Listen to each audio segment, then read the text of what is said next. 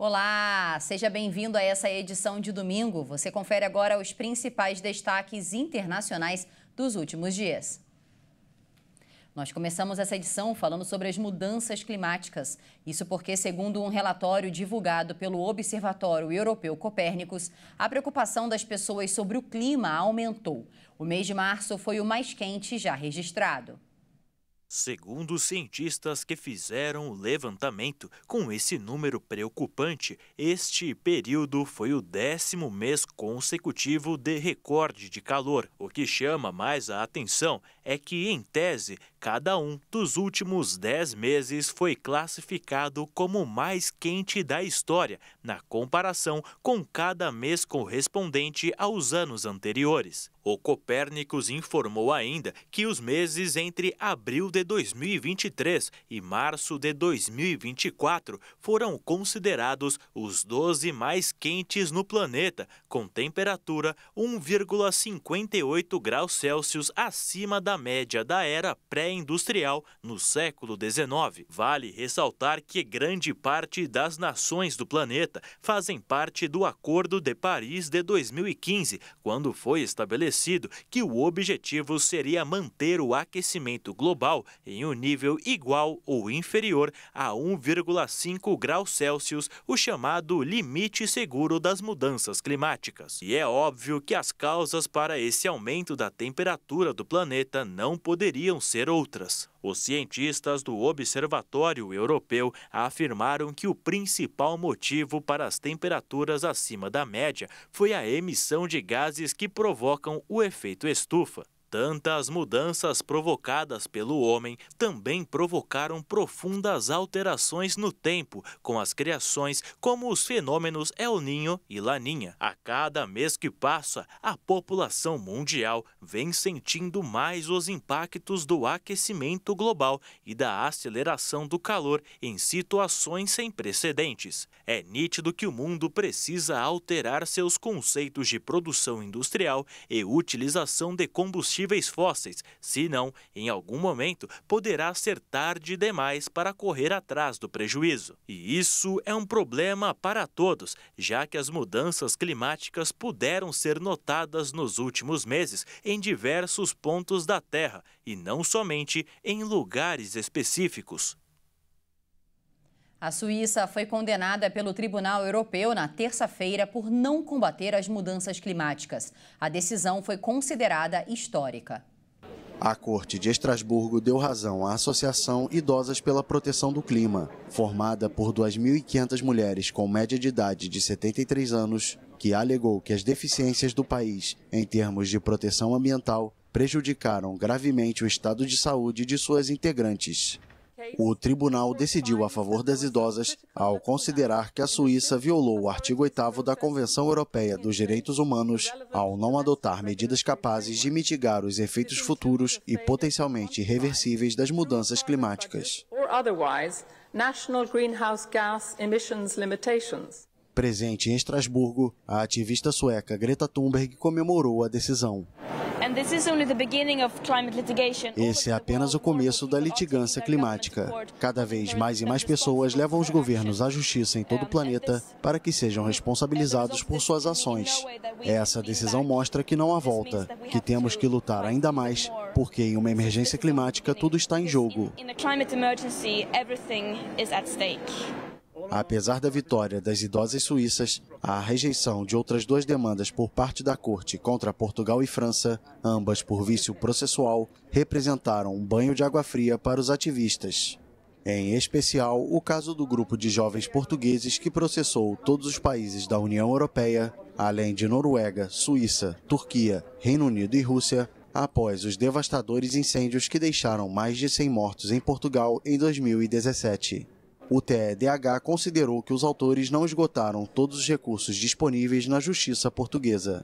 Já o ex-prefeito ecologista de Grand-Saint, Damien Carême, que denunciou a França no tribunal, não foi reconhecido como vítima por residir atualmente na Bélgica, onde exerce o cargo de eurodeputado. E na Espanha, o Superior Tribunal de Justiça da Catalunha rejeitou recursos contra a liberdade condicional do ex-jogador Daniel Alves. Alves deixou a prisão depois de cumprir apenas 14 meses da pena de 4 anos e meio. O ex-lateral foi libertado em 25 de março depois de pagar uma fiança de €1 milhão, valor equivalente a mais de R$5 milhões. A acusação e a defesa da vítima recorreram da decisão, alegando risco de fuga, mas o pedido foi rejeitado pelo tribunal, que retirou o passaporte de Daniel Alves e o obrigou a comparecer semanalmente à corte. O ex-jogador foi condenado no último mês de fevereiro pelo estupro de uma mulher nos banheiros de uma boate de Barcelona no final de 2022, quando voltava da Copa do Mundo do Catar. A sentença foi objeto de recurso tanto pela defesa de Alves, que durante o julgamento pediu sua absolvição, quanto pelo Ministério Público, que quer aumentar a pena. Os recursos podem levar meses para serem julgados. Na Venezuela, o presidente do país, Nicolás Maduro, apresentou à Corte Internacional de Justiça documentos para defender a sua posse, depois que ele promulgou a lei de anexação do território de Essequibo à Venezuela.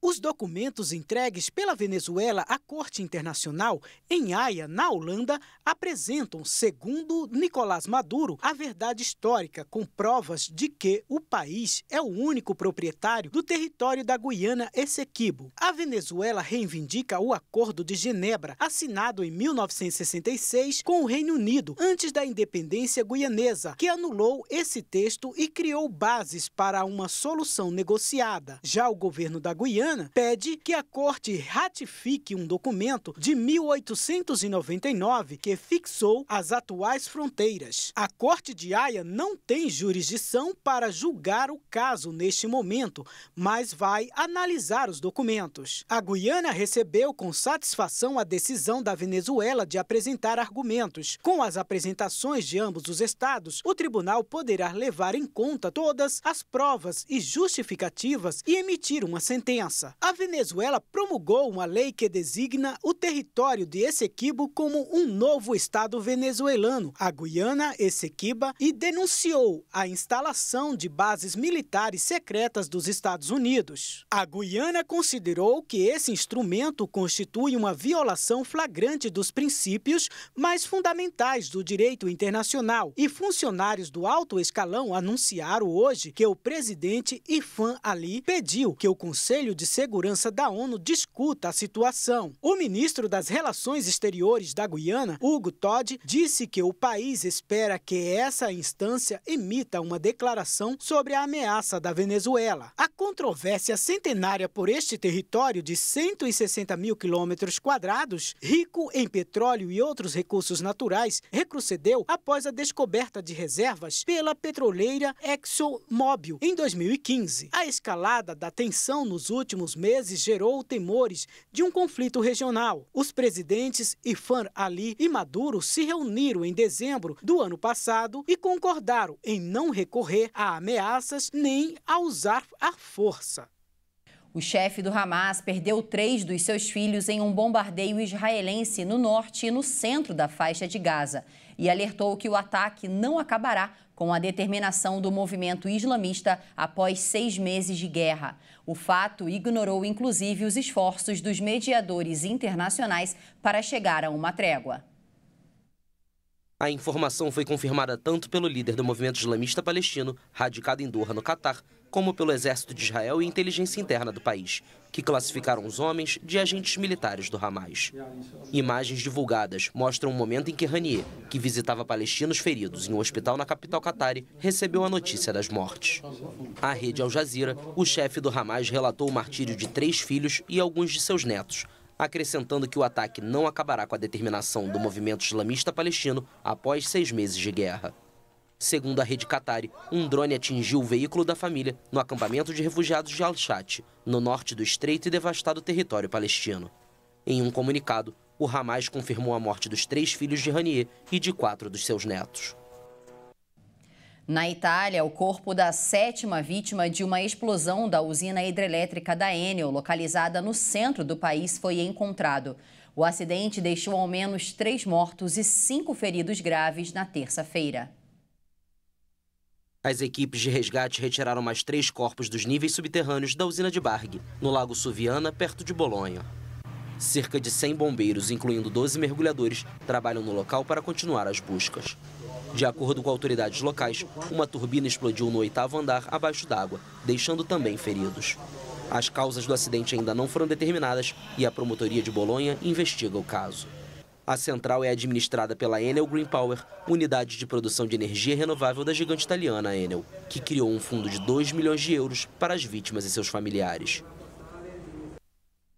O mercado global de computadores voltou a crescer depois de 2 anos de queda. O primeiro trimestre de 2024 encerrou com quase 60 milhões de unidades vendidas. E com a chegada da inteligência artificial, esses números devem crescer ainda mais.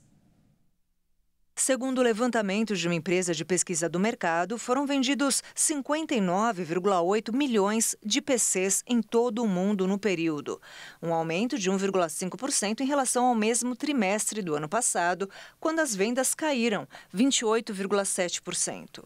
Com isso, as vendas de PCs voltaram aos níveis pré-pandemia. Para se ter uma ideia, no primeiro trimestre de 2019, período antes das medidas restritivas para frear a circulação do coronavírus, o comércio de computadores atingiu 60,5 milhões de unidades. A demanda por PCs nos últimos anos foi afetada pelo cenário econômico, com altas taxas de juros e aumento de inflação.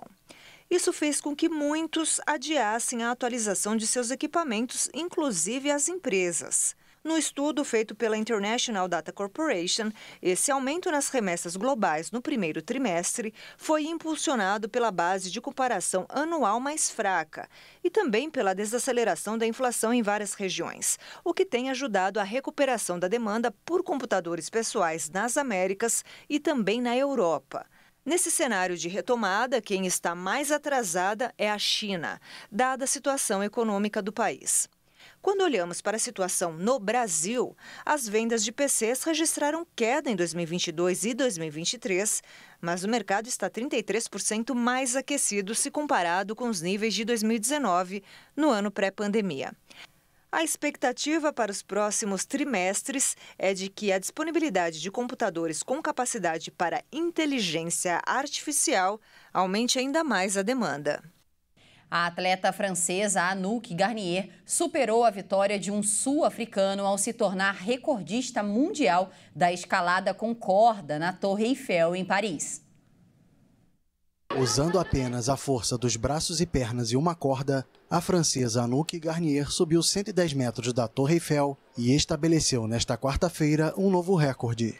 Garnier, 2 vezes campeã mundial de corrida de obstáculos, levou pouco mais de 18 minutos para sair do chão e chegar ao segundo andar do monumento, quebrando a marca anterior de 90 metros estabelecida pelo sul-africano Thomas van Tonder.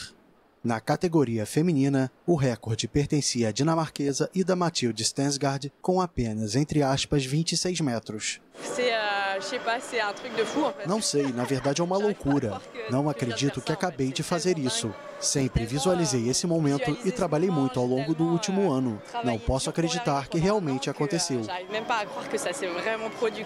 A dinamarquesa foi a inspiração para que Garnier atingisse o feito histórico. Depois de ser campeã mundial de corrida de obstáculos em 2022, a francesa resolveu se desafiar quando viu Stensgaard escalar a Ópera de Copenhague.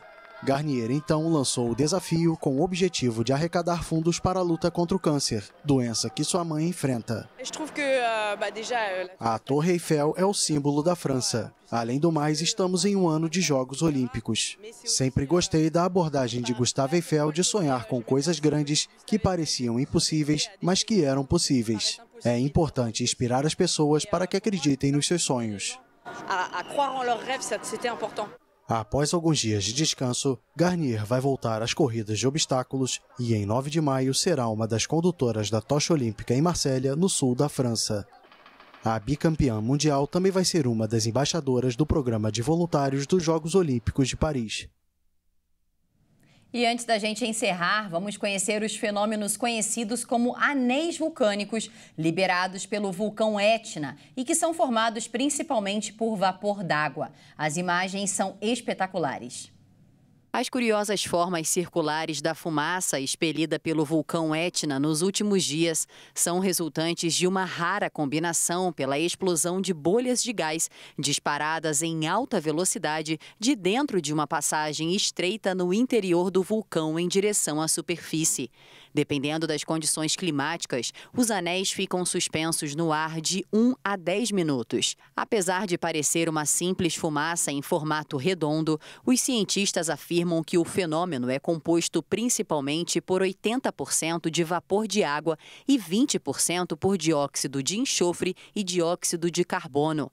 Os círculos são brancos por serem compostos basicamente por vapor, e em alguns casos eles podem assumir uma coloração acinzentada ou marrom se houverem cinzas presentes no momento. O vulcão Etna é o mais ativo da Europa e tem chamado a atenção dos moradores e dos turistas desde o começo de abril. A última grande erupção do Etna foi registrada no final de 2023. E por hoje é só, essa edição fica por aqui. Mais informações você acompanha ao longo da nossa programação. Obrigada pela sua companhia e tenha um ótimo domingo.